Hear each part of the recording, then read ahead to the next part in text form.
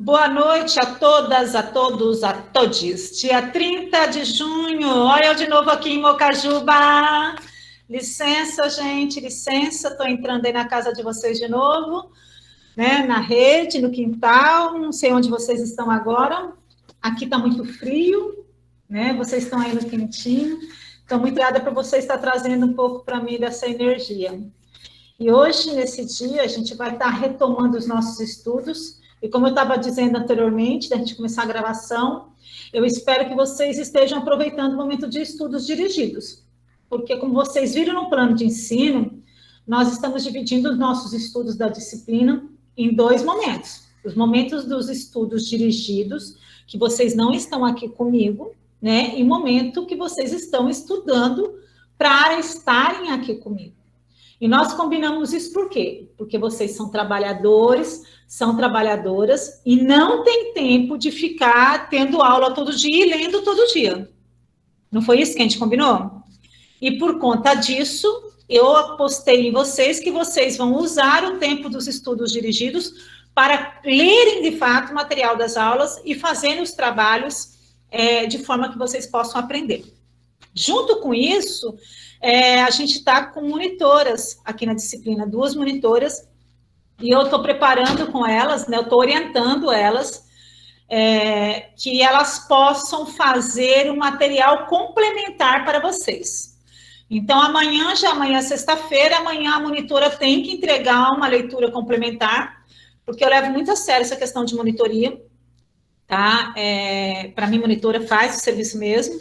E na segunda-feira tem mais um trabalho que é a Fernanda, que está trabalhando comigo, e a Grace, né? E na segunda-feira tem mais uma leitura complementar.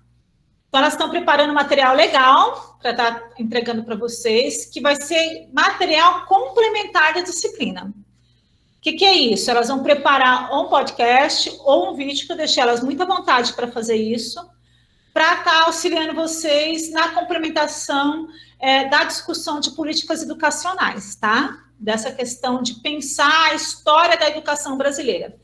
Como a gente não vai ter tempo de trabalhar aqui na sala, que eu adoro trabalhar também uma parte da política educacional, que são os estudos contemporâneos, como eu sou apaixonada por Miguel Arroyo, não sei se vocês gostam dele, eu fiz um curso só com os textos dele, que dá para discutir história do tempo presente da educação brasileira profundamente. Elas estão preparando esses textos do Miguel Arroyo, tá? Então, o curso que eu ia dar só de Miguel Arroyo, que poderia dar um curso só sobre eles, elas estão preparando chamadas desse curso. Hoje, acho que foi a Grace que me mandou, ou foi a Fernanda? Foi uma das duas que me mandaram já uma chamada dos textos, já gostei, já dei uma olhadinha. Então, já está sendo preparado e vocês vão ter a oportunidade de ouvi-las, de ver o material que elas estão preparando. Isso é muito legal. Então, quero agradecer as meninas por estarem fazendo esse trabalho de monitoria. Não sei como os outros professores trabalham, mas eu gosto de trabalhar nessa interação, né? De trazer as monitoras para a disciplina mesmo, tá? Aí foi a Camila que perguntou da avaliação, né, Camila? Camila, avaliação para mim é assim. Sim, professora. A gente faz porque a gente é obrigatório, tá? Mas a avaliação, para mim, é como o aluno aprende, de fato, o conteúdo. E aí eu não me preocupo muito com essa questão de ficar cobrando, pegar no pé. Por isso que eu dei o horário dos estudos dirigidos. Eu dei um livro do Demo, que é importante, vocês acompanharem esse processo da complementação, que é a nossa lei maior, que é a Lei de Diretrizes de Bases, que é a LDB, né? E eu vou focar muito nela na disciplina, né? À toa que eu dei o livro do Demo, né? À toa que hoje eu vou falar um pouco. Comecei a primeira aula falando para vocês da história da educação brasileira. Hoje eu vou falar da tramitação dessa LDB, numa análise crítica dessa perspectiva, né? Desse olhar crítico. E vocês estão tendo esse momento para trabalhar com esse livro, e vocês vão fazer o quê? Uma leitura dele. Essa leitura, vocês vão entregar um trabalho dele. Eu quero saber o que você leu dele. Agora, o que eu vou entregar? Não sei, mana. Você pode me entregar um vídeo, você pode me entregar um áudio, você pode me entregar uma fotografia que você escreveu à mão, porque eu não sei se tu tem computador, porque tem colega que não tem computador, e eu não vou fazer o cara digitar no celular, me desculpa, aí já é tortura demais. Então, o cara pode escrever à mão e me tirar uma foto do texto que dê para eu ler, viu, gente? Eu sou cegueta, se eu tirar, eu não enxergo. Então, assim, tira uma foto do texto que o cara escreveu, tá torto o óculos aqui ainda por cima. Que escreveu, entendeu? E você escolhe o material que tu vai fazer.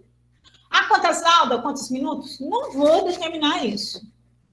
Porque o aprendizado, ele depende de cada aluno. Agora, também não dá para você me entregar 1 minuto de áudio. Não dá também você me dizer que você me entendeu o texto em 1 parágrafo. E é impossível, né? O que eu não gosto, cópia da internet, porque eu tenho antiplágio no meu computador. Eu jogo tudo no antiplágio. Foi plágio, meu computador detecta. Então, não queira me enganar, porque eu tenho, como eu sou pesquisadora, eu tenho que comprar esses programas. Então, eu tenho antiplágio no meu computador. Então, não plageie e não copie da internet. Eu prefiro que fique mal feito, porque você não sabe fazer. E aprende comigo. Então, assim, dê um material para mim que tu leu, me mostre que você leu o livro e o que você entendeu o livro. O que não dá é para não ler o livro, tá? Eu quero que tu leia o livro. É isso que tu vai fazer, Camila.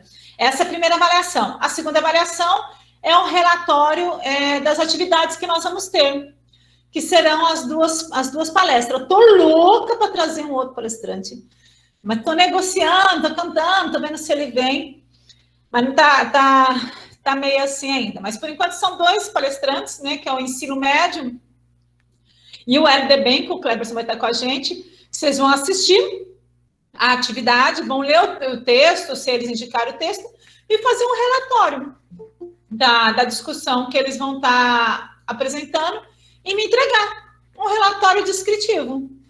É isso. Essa é a avaliação. Nada mais do que isso, tá bom? O que mais que eu avalio? Assiduidade na aula, participação na aula, compromisso com a disciplina. Para mim, é isso que vale. Compromisso social com a disciplina. Que se você leva o curso a sério, se você está aqui, se eu não tenho fantasminha na sala. Porque a gente percebe quem liga aqui e está, na verdade, só liga e sai, você entendeu? A gente consegue perceber isso. Isso é muito legal, sabe como que a gente percebe? Totalmente. Né? Quando a gente deixa ligado e a pessoa fica aí até meia-noite sozinha na sala. É muito engraçado, tá? Então, a gente sabe disso. Então, é isso que a gente avalia. O meu modo de avaliar é esse, tá? Deu para entender, Camila? Tá? Deu para entender perfeitamente. Tem mais alguma dúvida, gente? Da disciplina? Acho que tá fácil assim, né, Camila? Nada pesado, né? Eu acredito que não, né? Devagar, vai indo. Então, vamos lá. Quem leu o texto? A pergunta fatídica. Quem leu? Pelo menos um pedacinho, assim. Elvis, leu. Isso, levanta a mãozinha. Quem leu, levanta a mãozinha. Deixa eu ver. Tá bom, já estamos evoluindo. Olha lá. Isso, que bom. Evoluímos. Obrigada, gente. Fico feliz. Muito bem. Fico feliz. Isso, ótimo, meus amores. Pode abaixar as mãozinhas agora. Pode baixar. Então, assim, o que a gente vai... Eu vou discutir o texto com vocês. O que vocês acharam do texto? Difícil? Fácil? O que vocês acharam do texto? De forma geral. Muito complexo. Muito complexo não, ele é bem informativo. Aí tem muita informação acerca das leis, como foi o processo para a formulação das leis, para a formulação de alguns direitos, como é que se deu ao longo da história, como é que está hoje no Senado. Aí é bem cansativo nesse aspecto, porque a gente não entende, por exemplo, de Senado, de votação, de lei, se não busca conhecer, eu acho que fica um pouquinho pesado. Isso, que mais? Pode falar. É interessante também, professora, que ele faz como se fosse uma linha do tempo. Então, ele vai desde o início, o que contribuiu para cada lei, como foi feito, e ele faz mesmo, de fato, a gente ir atrás, porque só colocar a lei em si, a gente não entende muito bem o que significa aquela lei, então a gente tem que ir atrás, buscar, pesquisar, tentar conhecer o contexto histórico para poder centralizar todas as informações em um único texto. Ótimo. Naila, você levantou a mão. Já volto para você, Ana. Peraí. Naila, pode falar. Depois Ana Carolina. Pode falar, Ana. Acho que a Naila está sem microfone. Eu acho que ela levantou na hora de ler. Ah, tá. Fala, Ana. Isso aí que o Jé está falando mesmo, por exemplo, eu nem lembrava mais do que aconteceu em 1930. Aí eu fui pesquisar para saber o que estava acontecendo na época, porque tem aquele processo histórico da Bolsa de Nova York, que afetou todo mundo. Aí eu fui falar, é mesmo. É As isso. lutas vieram daí, algumas manifestações que estavam ocorrendo em todo mundo, na verdade, né? Mas aqui no Brasil, que funcionaram, a questão da luta pelos direitos da educação, etc. E mais? Matheus. Ok, professora, boa noite. Boa noite, lindão. É interessante, professora, a leitura, assim, no sentido da gente compreender realmente, de fato, como as coisas vêm acontecendo, né, no sentido da educação. Por exemplo, nesse percurso aí chamado de época da educação, né, época da educação, mais ou menos isso, né, o termo que o autor usa. Aconteceram tantas coisas, digamos assim, positivas, mas também negativas, direcionado a esse contexto educacional. Por exemplo, alguns programas lançados por parte do governo federal, que muitas vezes eu também, a gente fica até feliz. Por exemplo, assim, o programa, digamos assim, o ProUni, uma série de coisas, assim, outros programas aí, vindo por parte do governo federal, que às vezes a gente, por uma pequena camada da sociedade, que às vezes está à mercê de alguns direitos, ele até parabeniza essa iniciativa, e na verdade não é o sentido maior, não é realmente abrir esse espaço maior para a população, e sim, pela leitura eu pude perceber que são manobras, são manobras assim, no sentido de não fazer uma reforma educacional de verdade, entendeu? É uma forma de driblar, né, a LDB. Isso aí me chamou bastante atenção nesse aspecto aí, professor. Então, vamos lá. Isso mesmo, vamos marcando. Naila, Ele fala Marlene, também, professora. Peraí, tá a Naila, a Marlene, e depois eu passo, deixa eu ver quem mais aqui. Peraí, deixa eu ver já isso. Naila, Marlene. Deixa eu ver a listinha aqui. Naila, Marlene, Camila, Ana Carolina, Nilza e o Jailson. Vamos lá. Pode falar, Naila.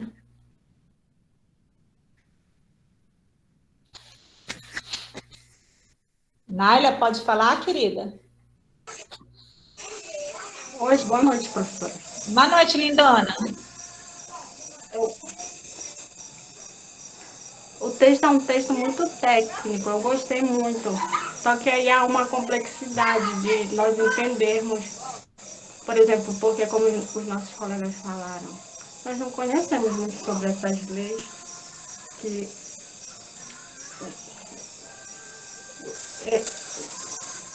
o texto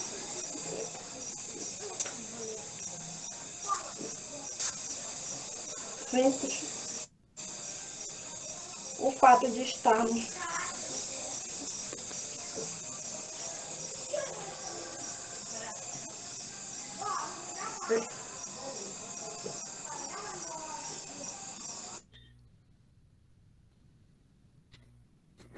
Professora, só um minutinho e falar. Talvez a Naila esteja numa vila onde ela mora. A conexão dela talvez esteja ruim, tá? Só para... Não estou furando aqui, é só para falar sobre ela. Não, tranquilo, já estou acostumada já. Tranquilo, Naila. Mas o mais importante a Naila tocou ali, uma questão que é técnica, né? Que é um perfil do texto mesmo. Depois a gente volta em você, Naila. Se for, você voltando, você já fala. Marlene. Bom, quando eu estava lendo o texto, né, a gente percebeu, assim, o caráter técnico do texto, mas sobre o conteúdo do texto, que foram anos para poder aprovar, e fora os interesses, que de um lado tinha alguém querendo a educação pública para assegurar o direito, e do outro lado tinha as pessoas que queriam vender esse direito, que queriam privatizar o direito do acesso à educação. Então tem todo esse jogo político, e hoje permanecem as duas, né? Mas a educação pública ainda é assegurada, não é apenas a privada, entendeu? É assegurada, assim, dessa forma que nós temos essa educação, não tão com tanta qualidade, mas nós temos ela assegurada atualmente. Isso mesmo, vamos avançando. Vocês estão gostando de ver, vocês estão levantando os pontos importantes. Vamos chegando lá. Nilza. Mais alguma coisa, Marlene? Desculpa te cortei. Mais alguma coisa, Marlene? Não, é basicamente isso, né? Desses interesses que tem por trás da aprovação de um projeto, que às vezes para a gente chega só a notícia, foi aprovado, não foi aprovado, né? Mas a gente não sabe. Aí, através desse texto, ela mostrou de uma forma bem... que deu para perceber mesmo, que não é uma simples aprovação, são vários processos, né? Que para poder chegar a uma decisão, de fato, que seja concreta. Isso mesmo. Naila, quer voltar a falar? Fica tranquila, Naila. Eu sei que eu conheço essas conexões. A minha tem dia também que regama. Quer falar, Naila?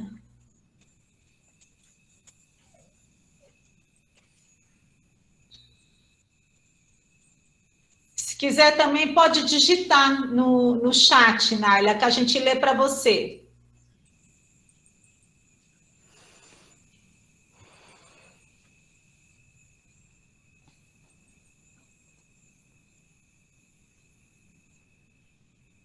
Digita que a gente lê para você, que assim você não caia. Eu não quero que você caia, eu quero que você fique aí. Que às vezes a gente digita para você. Então vai, Nilza.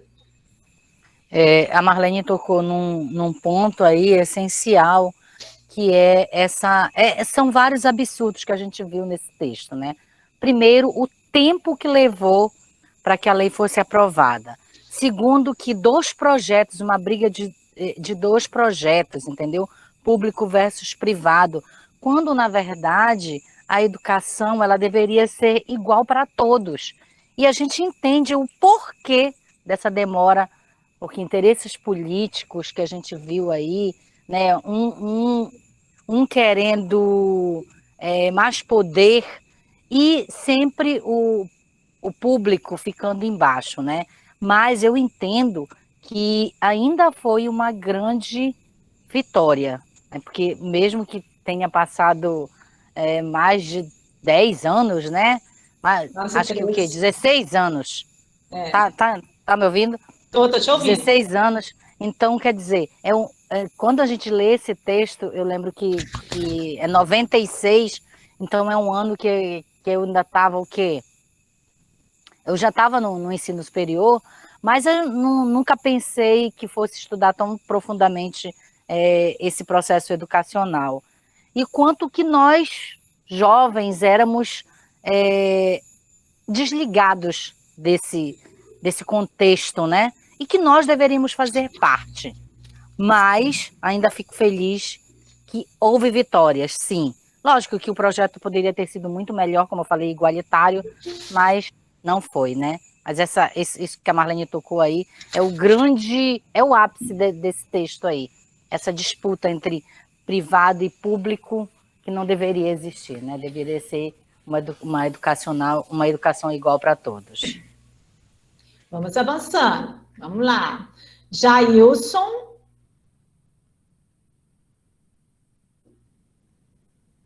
Então, professora, lá nas notas introdutórias dele, ele fala também, né, sobre essa questão do sistema e do mundo real, que é o que a gente está vivendo hoje em dia. Nós temos aquele conteúdo para estudar, mas muitas pessoas não vão conseguir, possivelmente, acessar por causa das suas condições de vida reais, daquilo que está acontecendo. E como é na prática, né? Porque a gente tem um sistema e de fato, a gente tem que seguir esse sistema, mas nem sempre todo mundo consegue acompanhar. Isso mesmo, vamos chegando, vamos avançando, caminhando. Elvis. Pois bem, professora, diante da minha leitura aqui, mediante a apostila, muitas coisas me chamaram a atenção, mas uma delas, eu acho que eu vou frisar aqui, uma na qual eu desconheço, eu acho que é o Reúne, o nome do programa, que é o Programa de Apoio aos Planos de Reestruturação e Expansão das Universidades Federais. O que me chamou muita atenção, eu não, desconheço, né, primeiramente, esse programa, e fala sobre a questão da oferta de cursos noturnos, né, ou seja, o período em que poucos cursos nobres são ofertados. Ele acata bastante trabalhadores, pelo que eu consegui entender aqui no livro, ou na apostila. Só que, em decorrência disso, percebe-se que a qualidade ela fica muito abaixo do que devemos esperar, né, para um curso universitário. É como se ele estivesse distinguindo o universitário, do trabalhador como se fosse uma pessoa comum mesmo, e ele estivesse apenas inserido no processo. Acredito eu que, nessa questão do projeto relacionado à LDB, de fato, ele relaciona com o livro do Demo, que diz sobre os ranços e os avanços. Foi um pouco de eu conseguir fazer a tramitação aqui. Aí, ou seja, o governo ele põe a quantidade ao invés da qualidade. Foi o que eu consegui observar, que a senhora pode fazer as devidas correções daqui a pouco também. Isso mesmo. Adorei escutar vocês. Olha lá. Como é importante a gente realizar. Deu para ouvir sim, Jailson? Deu para ouvir sim. Como é importante a gente partilhar a leitura com vocês, alunos, né? Que a gente consegue ter uma percepção de como está avançando. E vocês falaram... Oi, Camila, pode falar. Desculpa, Camila. Desculpa ele interromper, é que travou na hora que eu ia pedir a palavra. Pode falar, assim, como meus colegas falaram muito bem, eles explanaram que é um texto técnico. O que acontece? Nós, como pessoas, nós temos que estar de olho nos nossos governantes e na lei, porque até hoje é tudo interesse, jogo de poder. As leis só são aprovadas, as emendas só são aprovadas, dependendo dos interesses dos políticos. Dificilmente eles aprovam pensando na população. Demorou muito tempo. E eu achei interessante que falou um pouquinho sobre a Igreja Católica, né, citou lá no texto, e também falou nos governos que começou, a LDB começou a ser implementada, que foi no FHC e nos dois governos, no primeiro e no segundo do Lula, né? Isso mesmo. Eu acho que, eu gosto muito desse texto, justamente porque, assim, é um técnico, mas é um técnico didático. Isso é importante. Primeiro, assim, a Iria, né? A Iria é uma grande autora, ela apresenta, ela consegue... Ela é uma grande estudiosa dessa historiografia da educação e principalmente da LDB. Então, eu admiro muito o trabalho que ela vem, assim... Torna-se um texto não tão pesado historicamente, porque ela toca nas datas de forma leve, né? Diferente quando a gente pega aquele texto pesado, que vem tocando nas datas como se fosse um decoreba. A Iria consegue trazer as datas para a gente de forma que a gente faça uma reflexão crítica dessas datas, né? Acho isso muito importante. Pode falar, ô Nilza, eu vi que você levantou a mão. Pode falar, Nilza. Nilza, pode falar? Vocês estão me ouvindo? Professora, eu não levantei, não. Sim, professora. Tá levantado, Nilza, com a mão. Ah, tá levantado. Ah, tá, então eu não baixei, professora, desculpa. Oi, pode falar, Franciane.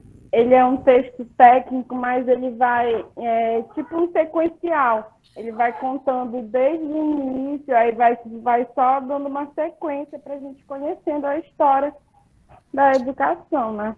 Isso, e eu gosto muito da forma que ela amarra, né, esse texto. Eu preparei para vocês uns slides só para a gente fechar o texto e depois a gente amarrar um debate no final da aula. Por que eu coloco os slides? Isso é outra coisa que eu quero conversar com vocês. Se vocês querem manter os slides na aula ou não. Eu preparo os slides porque eu sei que tem muitos colegas que não conseguem ler o texto, e depois a gente tem que discutir se vocês querem que eu mantenha os slides, ou se vocês querem que a gente faça só um debate aqui na aula. Mantém os slides ou a gente vai só para o debate? Mantém o slide. Sim, professora. Assim fica melhor até para nós, que a gente lê o texto e também os slides, para fixar mesmo o assunto. Então tá. Então agora a gente vai para a discussão dos slides. Eu vou apresentar de uma forma geral para vocês alguns pontos gerais aí do texto, tá bom? Eu não vou estar vendo vocês, e vê para mim se os slides vão passar. Tá passando? Vocês estão vendo aí? Tá passando. Professora, a Pois não. Ana mandou uma mensagem lá no nosso grupo, que ela falou que ela tá sem internet na casa dela, e ela tá usando os dados móveis. Tranquilo, pode para ela ficar tranquila. Aí ela falou que ela não vai conseguir voltar para a sala. Não, tudo bem, tudo bem. Depois alguém coloca o nome dela aí na chamada aí do grupo. Responde ela no grupo para mim, tudo bem, tá? E alguém coloca o nome dela aí, depois eu passo o link para ela assistir. Anota isso para mim aí no chat, que ela vai assistir online. Depois ela assiste a aula online, gravada. Pessoal, essa é a Iria, tá? Eu não sei falar essa língua, é Brzezinski, alguma coisa aí, tá? Eu mal dou conta da língua portuguesa, tá? Essa é a Iria, e a Iria, ela tem toda uma formação, tá? Uma formação extensa, quem quiser depois dar uma olhada, que eu gosto de destacar a formação da Iria, porque ela é uma representante nossa na ANPED, que é a nossa associação, né? Isso é muito importante. A ANPED é a Associação Nacional dos Professores de Educação no Brasil, e essa associação para nós representa muito, muito, porque é através da ANPED, desse movimento social, que a gente tem brigas travadas dentro do MEC, dentro da CAPES. É um órgão que a gente consegue nos fazermos representar, você entendeu? E em todas as áreas da educação, da área da linguagem, da área da matemática, da área da história. Ali estão os educadores, é onde a gente discute políticas educacionais, onde a gente discute políticas públicas para a educação, onde a gente discute, tem várias linhas, inclusive vai ter agora o Encontro Nacional da ANPED, tá? Então, isso é importante, eu gosto muito de destacar para vocês acompanharem essa discussão. E aí, a Iria traz esse texto, né? Esse texto de tramitação, desdobramentos da LDB. Eu gosto muito desse texto, está na revista Trabalho, Educação e Saúde. Olha, uma revista que se propõe discutir trabalho, educação e saúde. Olha o tema da revista, gente. Então, uma revista que está lendo, inclusive, o pessoal da saúde. Olha a interdisciplinaridade. E para a gente pensar justamente qual é os trames, e aí eu vou mais, as tramas legislativas em torno da educação, e em torno da lei de diretrizes de base, que a gente sempre fala LDB, LDBEM, né? E vocês já colocaram aí, né, um projeto que é traçado em torno de um antagônico dentro do nosso país, né? Um projeto que traz discursos, não de um único só lado, discursos oficiais e o discurso dos educadores. Nós não podemos esquecer isso. Um projeto que demorou 8 anos para ser sancionado, né? Fora o processo de tramitação, que a gente vai chegar ali. E um projeto que foi sancionado, como já apontado por vocês, que a autora deixa muito claro, no governo do Fernando Henrique Cardoso e no governo do Luiz Inácio Lula da Silva, tá? Que pega todo, ele é efetivado nesse momento, então ele tramita aí nesses 2 governos. A gente não pode esquecer que esse projeto envolve aí, nesses 2 grupos, principalmente movimento de diferentes setores e de diferentes sujeitos sociais. Isso nós temos que ter claro. Esses diferentes sujeitos sociais, nós temos um fórum muito grande que nos representa, que é o fórum que envolve os professores, que envolve os que representavam a escola pública, que envolve, inclusive, pais de alunos que estão discutindo isso, né? Que envolve o sindicato de professores que estão nesse movimento, e o lado que representava os parlamentares, tá? E era uma disputa, assim, de público e privado. A autora chama isso de um plano real e um plano oficial, ou seja, o mundo real, o que eu gosto de chamar muito do chão da escola, né? Esse chão da escola, esse pisar do campo escolar, né? que aí é o fórum nos representando contra esse discurso parlamentar, né, contra esse discurso dos princípios que está sendo buscado aí, né, contra esse discurso do ensino particular, porque nós estamos dentro de um princípio neoliberal. A gente não pode esquecer que a gente está vivendo aí um discurso do neoliberalismo no Brasil, né, que está sendo sancionado aí.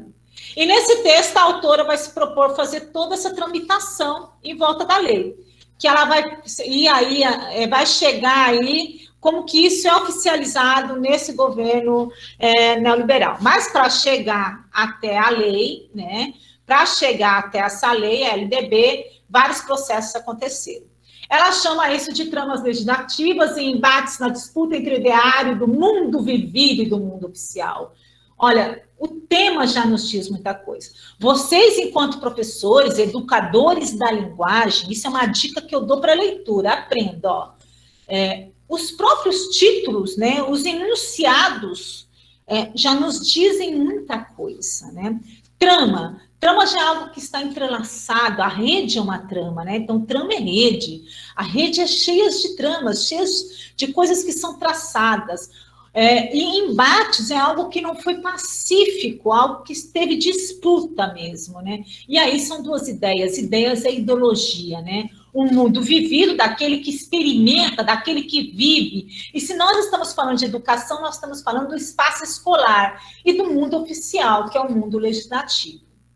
As fatias da história da educação brasileira. A Iri aborda isso de forma muito didática. Fatias, nos lembra um bolo, nós picamos esse bolo em fatias. Então, veja bem, para se construir essa lei brasileira, a LDB, a educação foi fatiada, foi picada. Tá? Então, nós vamos aqui abordar algumas dessas fatias da história da educação brasileira, que se chegou, né, por conta dessa disputa, desse ideário, desse mundo real, desse mundo oficial, percorreu aí esses 13 anos para se tramitar aí, então, desde 1961, e o que nós vivíamos aí, né? A gente não pode esquecer, primeiro, que se aborda toda essa discussão inicial na década de 30, Belle Époque, né? Vivendo toda essa mudança no mundo todo.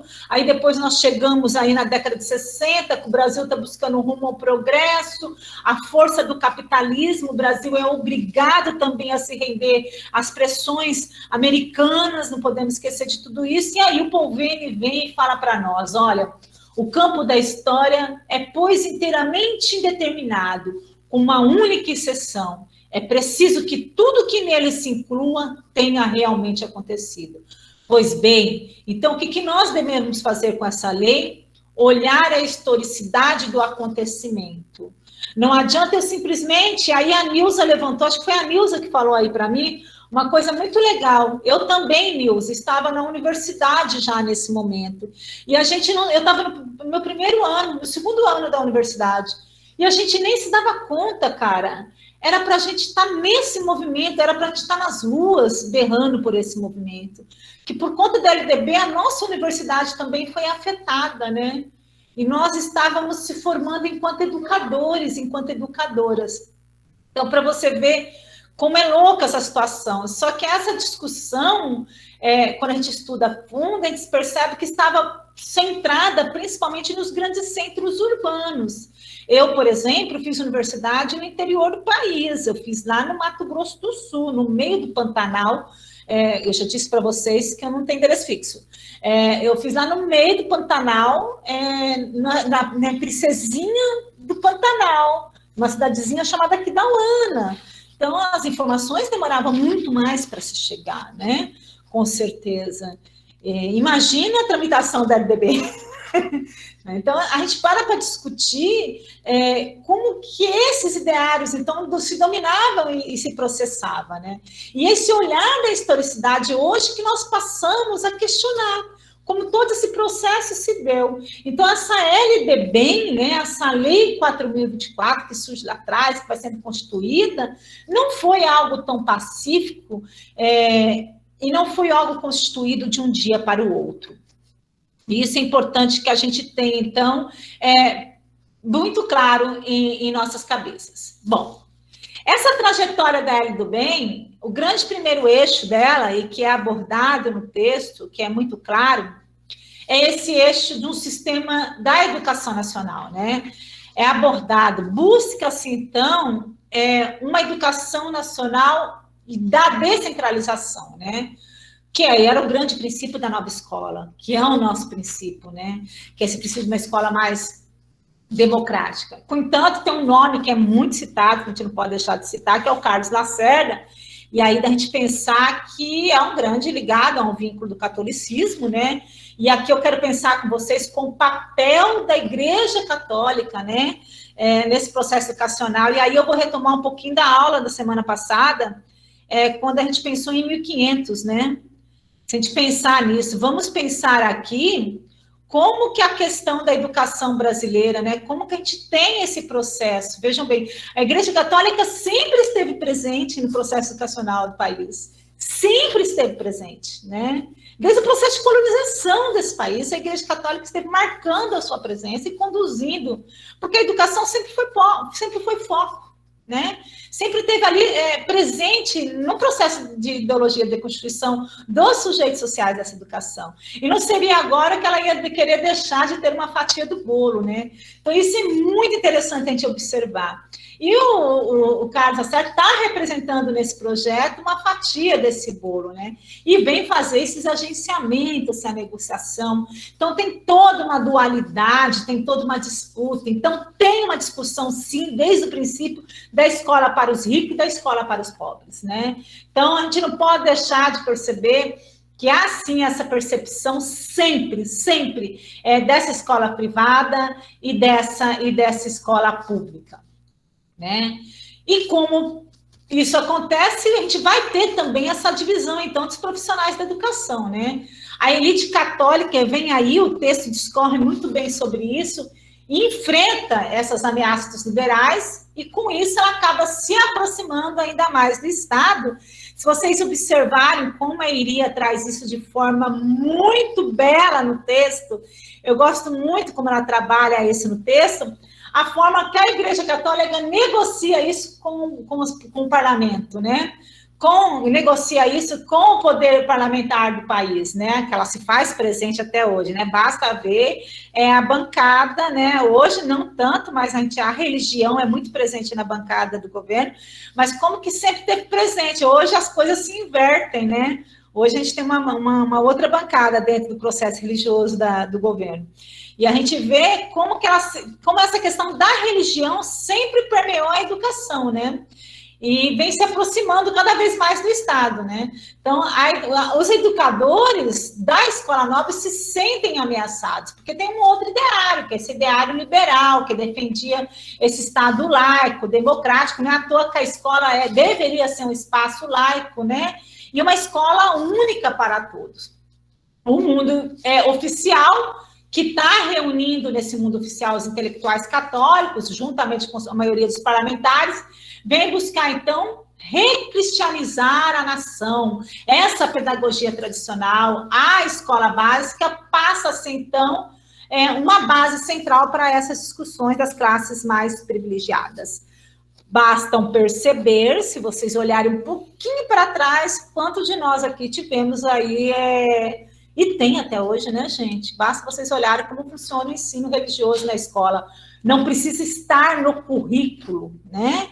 Basta vocês olharem as posições religiosas dentro do espaço escolar, como é o funcionamento disso, né? Como funciona. Então, ou seja, a Igreja Católica sempre se posicionava claramente a favor do ensino acadêmico, classicista e, sobretudo, classista. Isso sempre foi muito claro, tá? O catolicismo, então, ele se torna uma grande influência político-educacional, porque é esse aparelho ideológico do Estado que está sendo agenciado, está sendo negociado em todo esse percurso.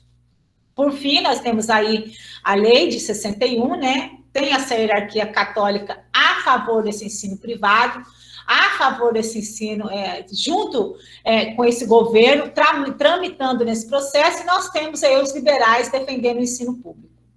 Contudo, a gente não pode perder de foco, nunca perder de foco, que nada disso é pacífico. Sempre tem o conflito, sempre tem esse cenário de disputa, né? Nesse cenário da tramitação da LDB, sempre tem algo sendo regulado. O que está acontecendo nessa regulação toda? Por que tem essa disputa de público, de privado? Por que esse político ideológico está em funcionamento? Por que há 2 projetos em funcionamento? E aí está a charada. Esses 2 projetos em funcionamento está acontecendo por quê? Porque nós estamos vivendo um momento onde tem um ideário muito forte. Esse ideário nós estamos vivendo no mundo da globalização, onde há um projeto sendo implementado fortemente em todo o país, né? É necessário privatizar, né? Basta quantas privatizações nós tivemos no governo Fernando Henrique Cardoso. Vocês se lembram disso? Quantas políticas de privatização nós tivemos no governo Fernando Henrique Cardoso? E eu lembro que era um boom nas ruas, né? As discussões eram fortes. Quantas universidades particulares surgiram no governo Fernando Henrique Cardoso? Vocês lembram disso? É um boom. As escolas particulares crescem imensamente. É um boom na educação. É um crescimento imenso. Surgem. Muitas escolas surgem, porque quando surge um texto do Arroio, inclusive, que a gente vai discutir os tubarões da educação. Porque a LDB, de uma certa maneira, e as leis, os projetos-leis que vai surgindo, facilita com que também sejam beneficiados o ensino particular. Há todo agenciamento com o ensino particular começa a ser beneficiado. Não é à toa que, inclusive, os professores católicos da Igreja Católica são pagos, passa a ser responsabilidade do Estado pagar o ensino religioso, né?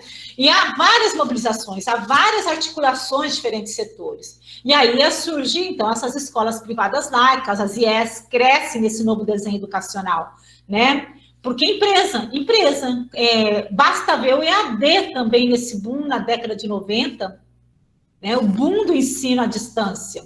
E a grande resistência que tem na educação, e eu falo que eu faço parte desse movimento, e aí eu já era muito mais consciente, já estava na formação, já estava na luta, porque já estava no mestrado, a gente brigava muito por conta dos 20%. Formar professores, querendo formar professor à distância, era muito complicado. E as universidades lançando curso de formação de professores à distância, né? E aquela briga constante, aquela briga constante. E as IES particulares vencendo, e dando 5 para os cursos de universidades particulares, porque elas têm mais poder. É claro que uma universidade particular tem mais poder, tem mais cacife financeiro para bancar os cursos. Isso é óbvio que elas têm mais cacife financeiro. E aí as forças hegemônicas começam a entrar, né? Principalmente a quem tem acesso a essa educação particular e essa educação pública. Porque os investimentos não dão acesso a essa educação pública, não tem investimento como tem investimento a educação particular. Olha a faca de 2 gumes se cortando. A faca vai cortando dos 2 lados. Então, o direito à educação e a mercadoria são 2 discussões que grande peso. As empresas desse ensino, no modelo neoliberal, está em crescimento no Brasil.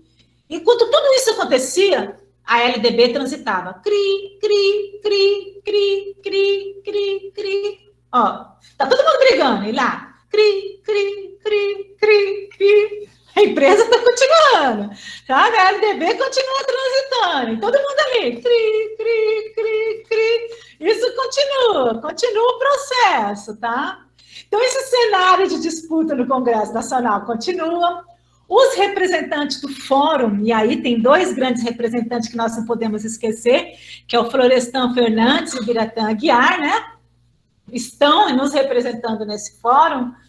Com tanta pressão, eles se veem obrigados a sentar e a se agenciar, a negociar, porque senão a lei não ia, né? Então, tenta-se buscar o fórum que nos representava no parlamento, tenta buscar uma negociação, mas para a LDB sair. Só que nessa negociação, aí Darcy Ribeiro já não estava mais, aí já era o Cid Saboia, né? Já tem um outro processo. Só que nessa negociação houve muitas perdas, muitos enxugamentos, vários anteprojetos já estavam sendo implementados, vários outros atores sociais surgem, como o CID, né? O governo muda, né? Aí já tem, aí muda os cargos novamente, aí o Darcy volta. O Darcy Ribeiro volta, né? E após todo esse processo de tramitação, ele assume seu relator do projeto, toma o poder novamente, derruba os anteprojetos e tal, implementa a Lei 9.394, né? Em dezembro de 1996. E aí a gente consegue, mas depois de abrir um pouco as pernas, negociar a LDB no executivo. Mas a minha avó falava assim, tem que sorrir e arreganhar um pouco, né? Para não falar outro palavrão. Aí consegue avançar, mas teve que avançar dando 10 passos para trás, tá? Então, e mesmo negociando, depois da LDB, houve várias medidas provisórias sobre ela. E a partir daí criou a LDB. Oba, vamos fazer festinha? Viva! LDB foi aprovada. Ufa! Né? Até que, enfim, a gente conseguiu uma lei, diretrizes e bases nesse país. Mesmo negociando, vocês estão certos, nós conseguimos uma lei. Porém, uma lei que teve que beneficiar também os tubarões do ensino, né? Mas conseguimos, né? Antes, enfim, né? Foi, né? Teve que abrir ali, abrir aqui, mas veio, né? Mas os tubarões de ensino continuaram comendo a população brasileira. O pobre continuou em segundo plano, tá? Mas aí não parou a situação, gente. Não acabou a situação. Aí a gente achou que tinha acabado? Vem 1997. Continua cortando o bolo. O bolo continua sendo picado. Você acha que os ratos se contentaram? Os ratos querem comer até o osso da população brasileira, tá? Os tubarões, imagina, querem limpar. Já viram aquele desenho do pica-pau, que o tubarão pega o ossinho e fica assim, ó? Pega o negocinho que é limpar o dente? Ih, eu sou da época do pica-pau, entendeu? Aí continuou, né? Aí o novo cenário continua, novas alterações na LDB surgem, e a gente passa a fazer algumas indagações. O Estado passa a regular o ensino, que legal. E por isso que eu pergunto, cria LDB, o LDB, então, o Estado passa a nos regular o ensino, porque aí o ensino tem que ser público, né? E aí eu pergunto para vocês, se o Estado está regulando o ensino, então a escola é pública ou a escola é do Estado? Porque eu continuo me questionando isso, tá? Continuo me questionando. Aí cria-se aí, mas daí junto com isso, cria o MEC, para continuar regulando. Junto com isso vem o ENAD, só que no ENAD continua saindo bem os filhos dos ricos que vão para a escola particular, e no próximo ENAD, você acha que os nossos filhos que na pandemia não tiveram acesso à escola vão se dar bem? Não. Quem vai se dar bem vai continuar sendo os filhos dos ricos, que tiverem internet boa, que tiverem professor particular em casa, que tiverem professor particular online, que puderam pagar R$100 hora-aula para ter aula com um professor assim, agora a gente está tendo. Os nossos filhos não tiveram essa condição, tá? Porque a escola pública sequer conseguiu mandar certinho os livros, e muitos sequer conseguiu pagar a nossa internet para a gente dar aula. Vocês estão aqui, vocês não estão tendo, vocês estão conseguindo assistir a minha aula, né, para conseguir ficar aqui. Aí vem o ENAD para avaliar os cursos de vocês na universidade, tá? O curso de vocês é avaliado na universidade, mas as nossas internets somos nós que estamos pagando enquanto professores. Os professores têm que vir dar aula por boa vontade, vocês não estão conseguindo sequer ter um chip decente para ter aula aí de vocês, mas na escola pública, na escola particular, os alunos, os professores estão tendo todo o suporte necessário. Se não bastasse, nós temos a CAPES, que também foi inventada para regular os ensinos superiores, que mesmo em período de pandemia, está lá cobrando a nota 7, o Qualis, que só quem tem condições para pagar revistas caras, e as produções, e fazer investimento para pesquisa, para dar bolsa para os alunos, só tem corte na educação.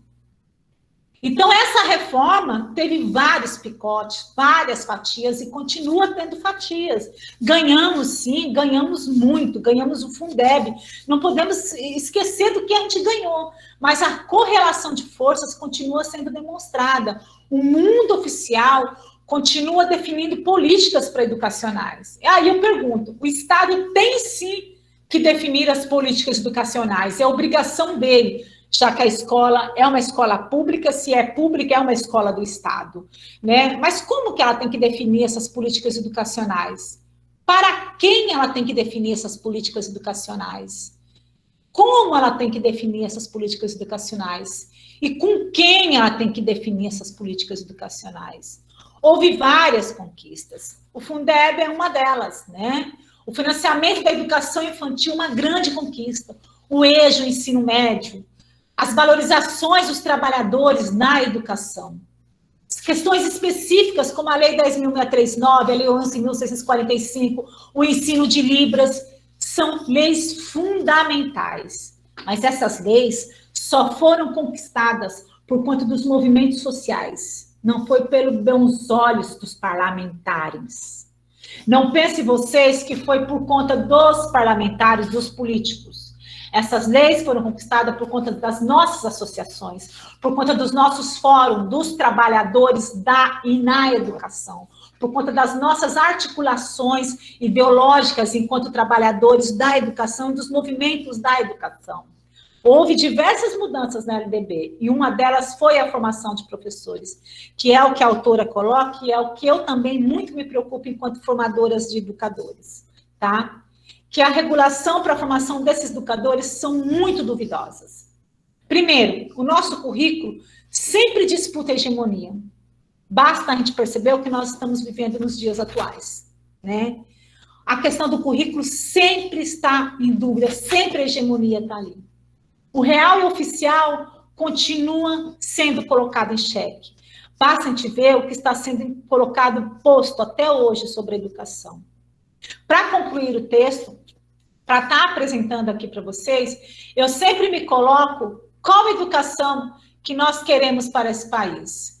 Qual a educação, de fato, que a LDB se propõe que está sendo colocada em xeque.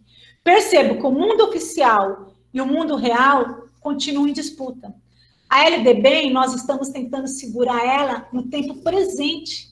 Quantas brigas a gente está fazendo online desde o início do ano para não mexer com o Fundeb? Quantas brigas a gente está fazendo para que se garanta um mínimo de acesso à educação em tempos de pandemia? Quantas brigas a gente está fazendo para que os professores todos desse país tenham direito à vacina, para que vocês não morram nos portões das escolas? Quantos meninos e meninas a gente está tentando garantir que a merenda, que é um direito, seja dado para que eles não morram de fome em tempos de pandemia?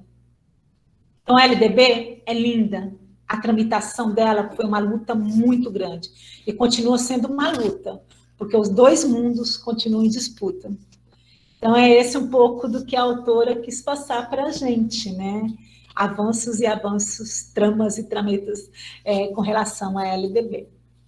E agora eu quero ouvir vocês, o que vocês acharam, deu para entender, e aí, como estão? Eu, quando eu falo da LDB, eu me emociono, eu fico assim, né? Fala aí, Dani, a palavra é tua. De acordo com a senhora falou, a LBD, ela oferece, sim, vamos dizer, ela apresenta pontos positivos, mas também negativos.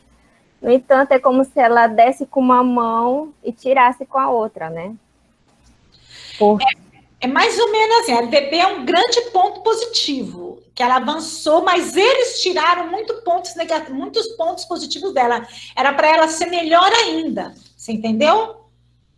Era para ela ser melhor ainda, só que retiraram dela muitos pontos que ela tinha nela para ela ser positiva. Para ela ser aprovada, eles beneficiaram o ensino privado. Sim. É isso que aconteceu. Tem alguns fatores também que estão nela, que se funcionasse mesmo, de fato, a educação no nosso país seria de boa qualidade. No entanto, na prática, não é assim. que é uma coisa que a gente fica assim, quando a gente vai estudar as PCNs, né? Eu estou estudando muito PCNs agora. É linda a PCNs. Quem de vocês aqui, você olha a PCNs, é linda. Principalmente na área de linguagens. A nossa PCNs é linda, linda, linda, linda, linda. Né? Linda. Por exemplo, estão perguntando uma coisa que foi tirada, nossa, da LDB. Foi tirado, por exemplo, a gente tinha garantido que o nosso ensino, por exemplo, a gente não precisava ter essa disputa de currículo. Nós tínhamos a participação do fórum dos professores. Nós poderíamos participar como voto garantido. Foi tirada a participação do fórum dos professores da LDB, na época da constituição dela. Agora já voltou, né? Depois do governo, que mudou tudo. Mas na época da constituição dela foi tirada a participação do fórum dos professores. Só parlamentar podia participar. Essa foi a maior briga que se teve. Foi a maior briga. Eram partes importantes, que são os professores. A maior briga que se teve foi essa. Foi o fórum, tirou. O fórum, nossa, a maior briga. Entendeu? Por isso que entra depois essa negociação, aí vem a questão, depois vem a retirada do ensino religioso, a volta do ensino religioso, você entendeu? Que daí vem vários outros complementos. E daí mexe depois no ensino básico, daí tem várias pequenas outras emendas que são tiradas. Quando o Darcy vem, ele engaveta um monte de coisa, né? Aí, por exemplo, a questão que vem subprojetos, né? Que a gente chama de projetos pequenos, que são as emendas, né? A própria questão da avaliação do ensino, a forma que é avaliado o ensino hoje, né? O ENAD, a forma que é avaliado o ensino hoje, né?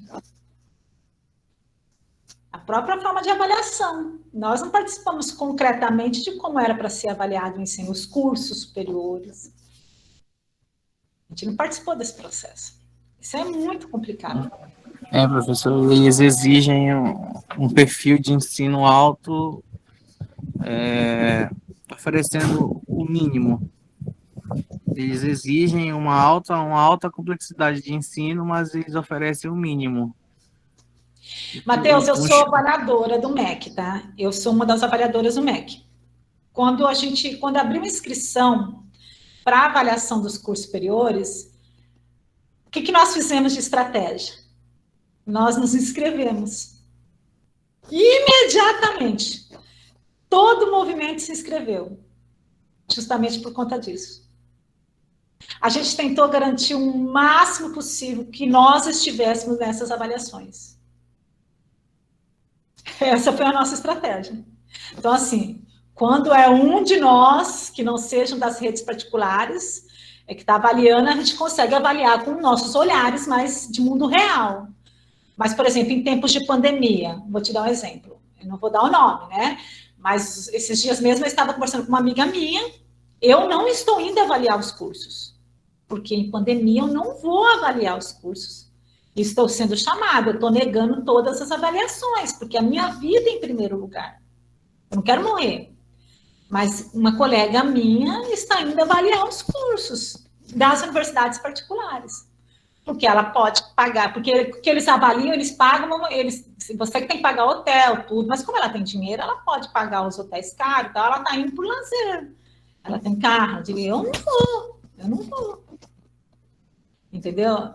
Então é muito complicado, são questões biológicas, né? E aí vem as ideologias que a gente traz juntos. Porque ideologia é prática, é o que a gente faz. Então, é muito difícil. Uma das estratégias nossas foi que a gente se inscrevesse enquanto avaliadores. E a gente está tentando. Melhorou muito. Nós temos cursos e tal, mas é muito complicado. A gente não pode avaliar um curso de Cametá com a mesma realidade de um curso sudeste do país. É impossível você querer fazer isso. Impossível, você entendeu? São realidades completamente diferentes, né, professora? Como é que vai avaliar A Edneuza colocou aqui no chat que as propagandas da televisão, elas mostram uma educação de qualidade, né? Mas que na realidade é totalmente diferente. Ela colocou aqui no chat. Sim. Eu me lembrei igual aquelas campanhas que tem, aquelas propagandas de absorvente no período menstrual, que mostra a mulher dançando, e é isso, é aquilo. Caramba, e a realidade é outra. A realidade é bem outra, a gente sofre muito. E quem a gente percebe, é bem uma delícia de se estudar, ela é linda se a gente conseguisse aplicá-la mesmo, entendeu? A gente precisa ter condições de aplicá-la. A mesma coisa se você pensar nos parâmetros, das diretrizes, né? Mas a gente precisa de condições para aplicar isso dentro do município, dentro do estado. A gente precisa de apoio, estrutura. Né? Como que você vai falar de pluralidade educacional numa escola que seu aluno chega de barco atrasado, cansado, com sono, com fome? Né? E aí ele está lá, não tem uma cadeira adequada para ele sentar, ele está cansado. Como que você vai fazer? Numa sala multisseriada, com um professor, esse professor, ele é diretor daquela escola, faxineiro, professor, secretário. E aí? E aí tem que aplicar a LDB ali. Então, assim, são questões, mas é a única escola que eu tenho para esse aluno. Então, eu tenho que manter essa escola, eu não posso nem pensar em fechá-la também. Essa é a nossa realidade. Eu não posso sonhar em fechar essa escola. Professora, é igual como está acontecendo agora na pandemia, né? Os pais reclamam que está sendo complicado, que as crianças elas não estão aprendendo. O pai que não tem uma condição de pagar um professor particular, o filho não está aprendendo. Muitas das vezes o pai está sendo o próprio professor do seu filho, ensinando aquilo na medida do que ele sabe. E a gente sabe que a educação no nosso país, ela não, vamos dizer assim, tem pais que não têm até um ensino médio completo, até um ensino fundamental completo. E como é que ele vai ensinar essa criança? Mas mesmo os pais reclamando que o ensino está difícil, o governo insiste nas aulas remotas, digamos assim, online. E nada é feito para melhorar, né? Ou então buscar uma outra opção para que possa melhorar um pouquinho só a qualidade do ensino. Eu estou acompanhando um pouco essa questão do ensino remoto das crianças. E é muito triste que a gente está vivendo, né? Eu estou até pensando, porque vai continuar um bom tempo ainda, eu estou pensando de ver com vocês aí, depois que acabar a disciplina, ver uns voluntários, eu estou pensando em montar um projeto de extensão de reforço para essas crianças do município de Cametá.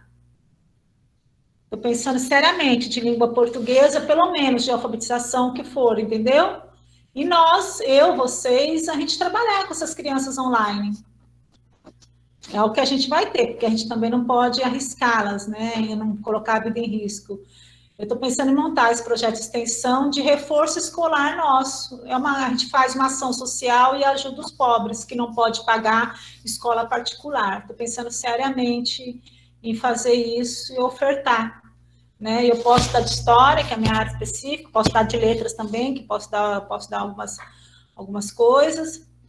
E a gente pensar de fazer isso para ajudar. Vamos ver se a gente consegue, né? Para ajudar quem não tem acesso a esse ensino particular. Pode falar, Camila. Só complementando a fala da Dani, que ela disse que tem muitos pais que não têm ensino médio. Tem alguns pais que não sabem nem ler e escrever, que não têm acesso à internet para os alunos, para os filhos deles. Só chega o caderno impresso, xerocado. Aí um pai olha para o filho. Dá vontade de chorar. Triste, porque não pode ajudar. Eu sei. Fica no canto, tenta ajudar de qualquer forma, e vai daqui, dali. Mas a criança se vê, coitadinha, não sabe nem... Imagine o pai, professora. Eu imagino nessa hora um pai que ele deva ficar muito chora. Muito triste. Eu já trabalhei um período. A gente poderia pensar, Camila, o que você está falando O que você está falando, você está me dando uma ideia boa, Camila, de fazer online e de fazer também, a gente pode pensar em fazer uma cartilha, uma apostila. Então, a gente consegue um patrocínio para fazer impresso e a gente está distribuindo nas ilhas. Que aí dá para pensar de fazer isso. Professora, a senhora está falando de Cametá, né? Eu não sei se a senhora sabe, mas é só conhecimento. Mocajuba, Cametá também. Cametá e Mocajuba, incluindo por aqui, tem mais de 100 ilhas. Eu sei, eu não conheço.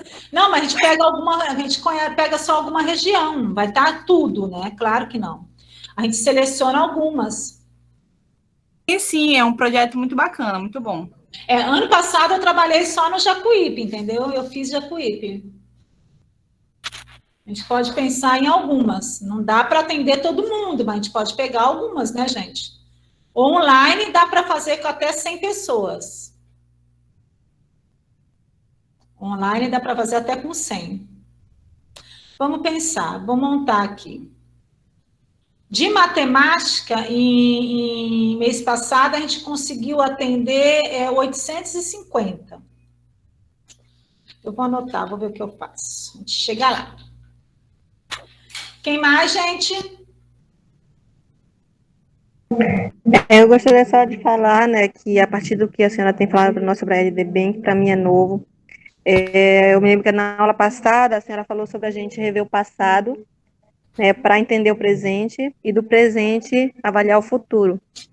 Então, hoje são esses professores, você e outros professores que estão na luta, mas o que eu percebo é que depois vai ser nós, como futuros professores, estaremos também, devemos estar a par, né, do que tem acontecido tanto na área da língua portuguesa, nas lutas, que não é hoje, não é de hoje essa luta, como a senhora está abordando, né, que está sendo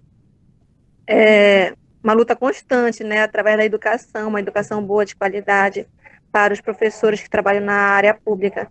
E talvez no futuro sejamos nós também a estarmos nessa luta, né, a par, né, lutando com, que a gente não sabe daqui para o futuro como será, e nós, como futuros professores, devemos também estar a par dessa situação, né, lutando para termos realmente uma boa qualidade, né, de educação para os futuros crianças que eu vejo na pandemia regrediu bruscamente, né, regrediu realmente o ensino esses 2 anos, né, criança que já sabia, estava no passo do ler, já regrediu bastante, né, e a gente percebe o quão importante, não desmerecendo outras áreas, mas o quão importante o professor na área da educação, do educando, e como a senhora falou, tem professores que são diretores, zeladores, porque não por eles quererem se aparecer, mas pelo amor que eles têm a essa profissão, né, de saber o quão importante nós somos, né, na área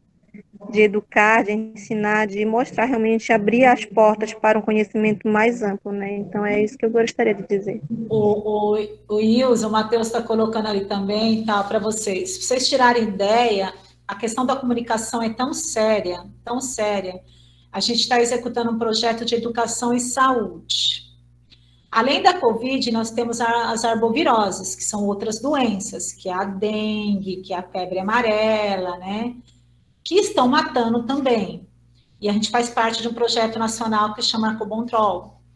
É claro que a gente vai conseguir cobrir, a gente vai cobrir 2 comunidades ribeirinhas de Cametá, a gente vai cobrir 2 comunidades quilombolas e 1 indígena, que é o nosso projeto financiado. Por conta da comunicação que não chega de orientação do tratamento dessas doenças, vocês acreditam?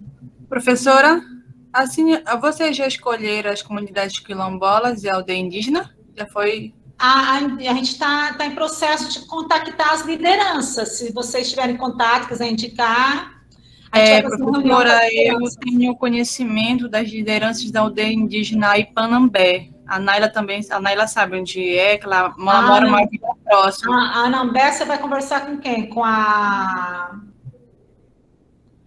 É a Anambé, você está falando? A Anambé é a Vanusa, não é? Isso, a dona Vanusa, muito bem. Amo ela, mas ela vai estar no projeto, com certeza. Ela já está no projeto, né?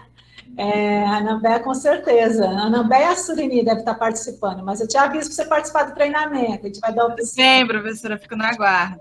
E assim, gente, a gente está dando um exemplo de comunicação para vocês, entendeu? Então, para vocês verem como a questão não é só ir, se da educação e saúde também tem lei específica, vocês imaginam como que é com a questão da educação. E a gente vai tentando o quê? A gente vai inventando um movimento social que vai buscando projetos para ir sanando. Então, assim, quando eu vejo um texto da Iria, que propõe para que os meus alunos nessa sala online compreendam esse processo educacional, pelo menos o trâmite que se deu a esse processo. Vocês saíram dessa aula hoje entendendo que não foi fácil constituir essa lei, mas que foi importante, e que ela é uma grande vitória, mas que foi em conflitos, em tramas, que ela teve avanços e avanços. Que depois da constituição dessa lei, ela teve perda também nesse processo, e que ela vai indo e teve recortes e fatias para ela se manter até hoje, e que a gente está lutando até hoje para manter os direitos dentro dela, eu já estou feliz. Esse processo deu para vocês entenderem? Com certeza, professora. Deu, pessoal? Sim. Deu? Deu sim, professora. Ó, que ótimo. Então, Sim. Isso para mim é importante que vocês entendam, tá? Ótimo, fico feliz. Então, assim, com esse texto da Iria hoje, vocês já vão ter uma base melhor para entender o livro do Demo. Vocês entenderam qual é a minha jogada? Então, assim, com isso que eu falei tudo hoje, vocês vão conseguir melhor compreender o livro do Demo. É como se esse livro fosse uma introdução do outro, para ver como ela foi criada e tudo, o tempo, períodos, governos. Muito bem, agora vocês estão muito mais afinados. Então, a leitura do Demo agora é papum para vocês fazerem, tá? Então, tá bem mais fácil a compreensão para vocês do Demo agora. Aí fica mais suave vocês fazerem o trabalho, fazer a avaliação mais gostosa, e aí vocês têm mais prazer na avaliação. A avaliação não fica um peso de avaliação. Eu nem gosto do nome de avaliação. Cruz credo, a gente vive sendo avaliado de fazer o trabalhinho, tá bom? Fica mais tranquilo de vocês fazerem. Ok? Acho que prefiro ser assim. Compreendido? Nenhuma dúvida sobre o texto, então? Posso amarrar? Por mim, simples. Posso amarrar? Meus amores, então vamos amarrar o texto. Fico feliz de vocês terem entendido, tá? O nosso próximo encontro vai ser no dia... Deixa eu desligar a gravação. Gente... 5, se não me engano, professora. Dia 5, isso. Então, na próxima aula nossa, dia 5, a gente vai estar aí dialogando novamente. Eu vou passando as orientações para vocês, vou enviando material, tá? Logo, logo vocês terão o material das monitoras bem preparadinho para vocês terem como base. Aproveite o horário de estudo dirigidos para fazer as leituras do Demo e também para fazerem as leituras que eu vou estar enviando, ok? Quero agradecer a companhia de vocês. Muito obrigada. Tenham uma noite maravilhosa. Usem máscara, não saiam sem máscara na rua. Por favor, que a Covid está aí, a Covid mata, tá? Muito obrigada pela companhia e, como sempre, a frequência assina aqui no chat. Se vocês não me lembrarem disso, eu não vou lembrar nunca, tá? Assina a frequência no chat para a gente não ter problema algum, tá? Gente, se tiver alguma pergunta, pode fazer.